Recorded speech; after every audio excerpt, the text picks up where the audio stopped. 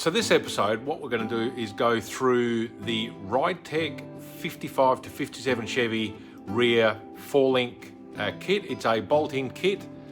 So we're going to install one into the 55 Chevy that we're building for Doug. We're not really dealers for Ridetech, so we can buy the stuff wholesale. So I think we'll get you a reasonably independent review of the product. We'll tell you how it works, how it bolts in, how it sort of went. So yeah, check it out, and at the end we'll review it. All right, we're going to do a how-to video. It's cold. It's Craig. It's cold for Perth. My gloves on. So it's like 10 or 11 degrees. It was 5 or 6 overnight. Hang on, I've got earbuds that's right. in, and I'm listening to something else. I wasn't even listening to you. No, I was just saying yes. We don't need you. So what we're going to do, we're working on the 55 Chevy sedan. We have a Ridetech bolt-in rear 4-link kit. So let's run through it. Basically, as Craig progresses, I'll show you a bit more. And yeah, I guess, look, we'll do a bit of an appraisal on how well the kit fits.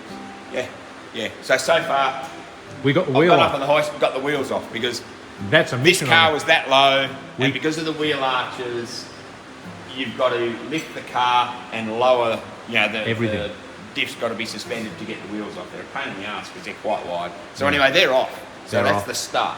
Okay. So next thing is, I suppose, rip out all the diff out, the diff and all that. Then we'll take the springs off and make sure it doesn't fall off the hoist. I always get worried under 2-post hoists. Yeah, we've seen those videos, and we don't want to be that video. The customer's car falls off, so I'll get it back down, drop the diff and the springs off, and then I'll have a look at it again, make sure that it's level on the hoist, and then we'll unbox it. We'll do an unboxing. There's all the stuff's all over there. Yeah. So you can see over there. So, okay, we'll call back in a minute. Bye. I'm going to mix paint.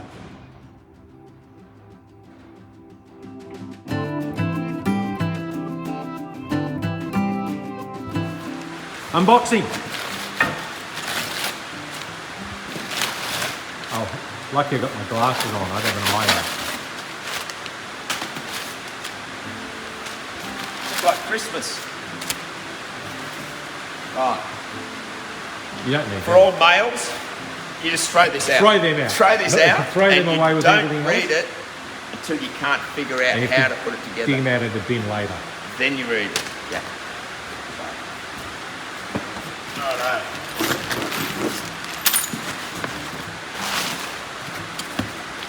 Fancy.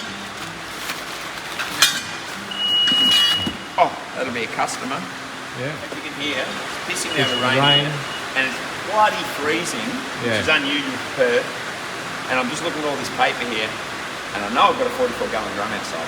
I'm really tempted to drag that in and set fire to all this, just to keep warm, but maybe I won't. These are fancy rod ends, look at them. Ooh, can you see that? Yeah, okay, yeah. Lots of pieces.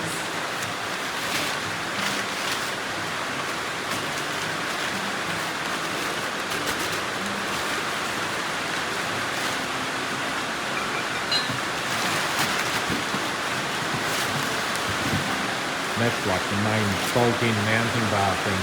Yep.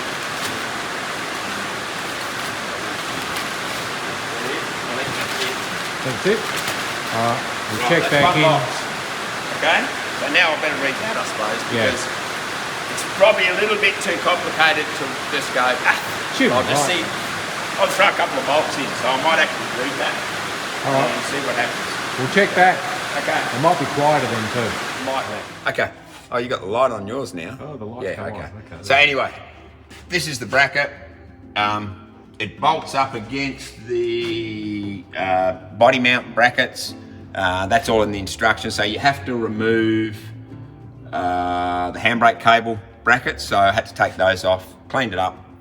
There's 2 different sizes of this for 2 different chassis. They do what they call a 1-piece, and this is a 1-piece. So you can see there it's 1 piece, and then there's a 2-piece chassis which has a split down there, and there's a slight difference. So anyway, that sits in. They give you these pretty fancy 5/16 self-tapping bolts. So you drill the holes, or 3/8 self-tapping bolts. So you drill the holes, put all that in, that's done. So that's all mounted up now. Then they give you a measurement that you go from the back of this hole here up to here. That's where you then have a measurement to mount the upper coilover mount. So that's in there now. So now what I have to do is actually get the diff housing up in there.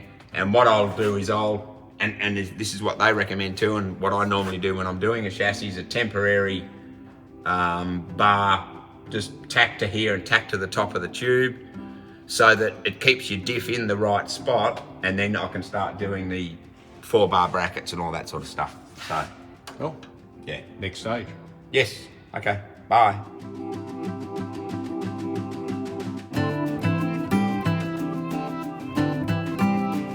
Toasted this morning. You threw it in the bin. I'm filming. Oh, Go. what? You weren't filming before? No. What? Cut. Okay. Right, so following the instructions, it said to place a 4.5-inch spacer between there. So what I've done is centralised that diff housing so that we've got the same distance from wheel arches so we can fit the wheels in, because they're quite sort of big wheels and they're quite difficult to get out. Did that. So then what you do is bolt up all of the 4 bars like so, and then the panhard. So that obviously will give you, so with these, because they're adjustable, that can change your pinion angle if you need to on your diff. And then this will also, the panhard will also give you movement side to side. So now basically what I can do is tack the 4-bar brackets and shock mounts on, and then I'll cut this, drop the whole diff, and then fully weld it all up, then put it back in, and then basically it's coilovers up to here. Or did I tell you about the... Yes, I think. Oh, okay, we did those. Yeah, so then basically the coilovers go in here, or whatever, in there, like that, up to there. And that's it, Bob's your auntie. 20 minutes. Yeah, so if you fast forward it, it's, Yeah. But no, it's actually pretty good. Instructions are reasonable, but like most instructions, they could have been a little bit more specific. I mean, you can work it out, but you know, just an extra photo here and there would always help. Made it easier. Yeah.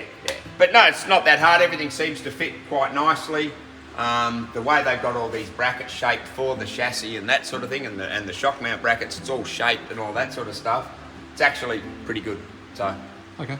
yeah, okay. Start welding. Righto, see ya. We on? We're on. Action. Okay, I'm using a pointer now. Okay, this is a diff. Okay. Differential. Okay, I've only got struts in there just until the coilovers turn up. Yeah, basically it's all in. It actually went quite nicely. You got adjustment there with these nice. I should stop using that pointer, shouldn't I? I'll use my finger. There you go. Adjustable bracket, so that can come down a fair bit more.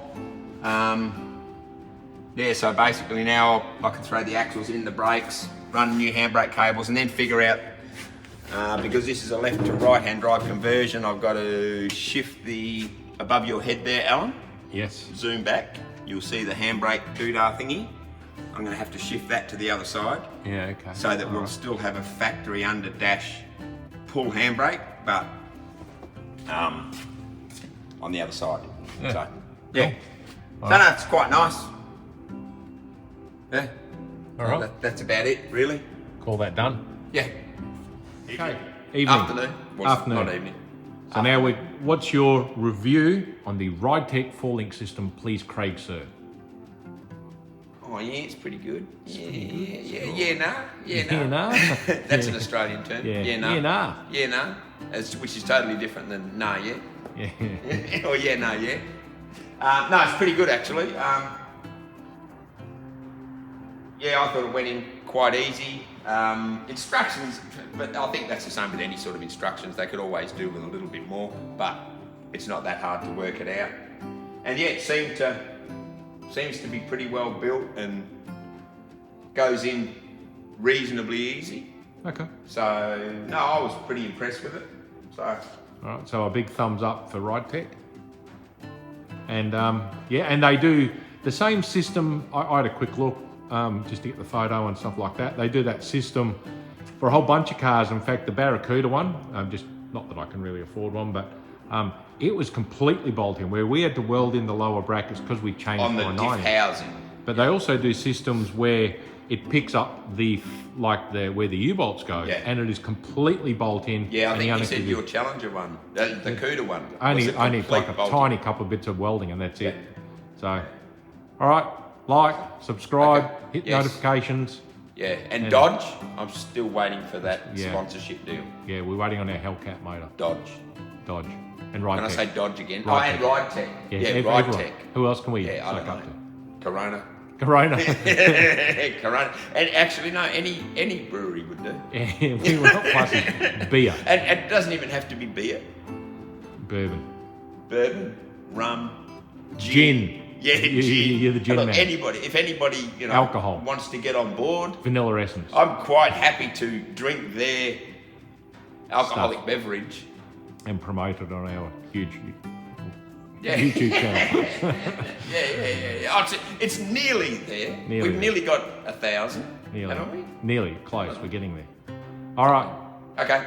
See you guys. Have a good weekend.